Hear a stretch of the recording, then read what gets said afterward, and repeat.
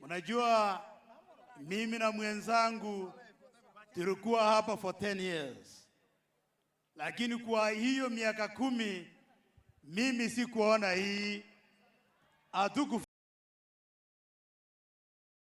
hii. Kwa hivyo ndugu yangu Simba Arati, asante sana na pongezi kwa kazi safi. Sasa mimi ninauliza, kama Simba amefanya hii yote, mbona tusimupe nafasi yake amalize miaka yake 10 ama namna gani? Hebu nipe 10 ya tutamia Simba Arati, tutamia Simba Arati. Asanteni sana. Alafu tukumbuke ya kwamba sisi kama Wakisii, kusema ukweli, tuko ndani ya serikali. Sasa tuchunge sana tusidanganywe, tutoke ndani ya serikali tukienda tuchui tunaenda wapi.